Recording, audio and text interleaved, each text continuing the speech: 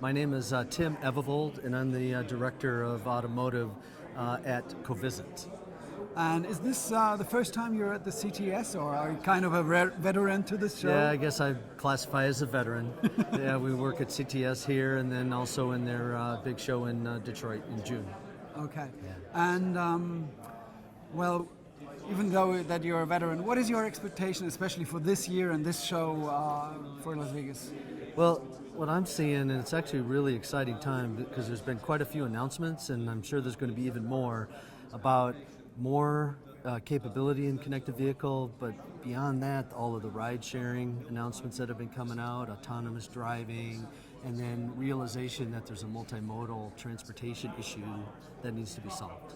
Well, as the world of mobility is changing, what are your expectations? What is the future of mobility going to look like? Well, I think the future of mobility will succeed when everybody realizes that they can't be all things to all people, right? That it really needs a whole coming together of different providers, right? So the Googles and the Apples, the OEMs and the third-party service providers, they can't own everything, so they need to interoperate and work together and focus on the customer or the consumer rather than raw technology. And what is the part of your company in this process? What are your solutions for the customer or for the industry? Yeah. Well, what Covisint helps solve is a couple fundamental problems in that existence. So when you bring all these disparate companies that have different objectives, how do you make them interoperate? So you need to be able to have the ability to transform data protocols from one application to another. You need to be able to register and provision the devices so that they can properly talk to each other. You also need to manage the identity, not only of the people, but the devices, the vehicles, the applications, so that when they work together, you can make sure that the right person is using the right device, doing the right things. And that's what Covisint helps with. Okay, and what is in your opinion, the biggest obstacle for achieving this? Well, the biggest obstacle is, from an access management standpoint, most implementations look at themselves as it's my vehicle. So therefore, I have security to that vehicle, and then I have a user associated with that vehicle.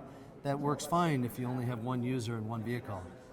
In today's world, you not only have an owner, you might have multiple drivers, especially when you start bringing in rideshare, and then with Wi-Fi in the car, right now you got users that might not even be the driver. How do you make sure that the right information is going to the right person at the right time? That's the problem that most companies are struggling with right now. And how does your solution exactly look like for this problem? Well, what we do is that we give everything in the ecosystem an identity. So that vehicle, the telematic unit, the head unit, the application, the phone, the driver, the owner, they all have identities. As those identities come together, they create nodes. Those nodes then are used for authentication, authorization, and treatment. So I now know who's using the function, who's using the feature, and are they allowed to. So it'll make it easier to use and more secure at the same time. Well, that sounds very interesting. Yeah. So let's take a look into the future. What do you think the car of, let's say, 2030 will look like? Wow, my crystal ball is broken, so I'm not sure that I can be that profound. But I think definitely vehicles will be more self-aware. They'll understand what's around them and be able to assist the drivers. It may not be truly autonomous driving, but it's definitely assisted driving, so that they can eliminate distracted driving errors and help on the navigation. It'll be much easier for multi-driver situations, whether that be ride share, whether that be multimodal. So today, if I live in an urban area and I have to leverage multiple modes of transportation to get to my destination, I have to do a lot of work. I have to put the directions in this one, then I get to the next step, I have to start all over, refine my destination to that next spot, next spot, next spot. By 2030, there will be the ability that information for my trip navigation comes with me across the modes. So therefore, I don't have to start over in every step of the way. Well, that sounds very interesting. So we hope we see. Thank you very much indeed.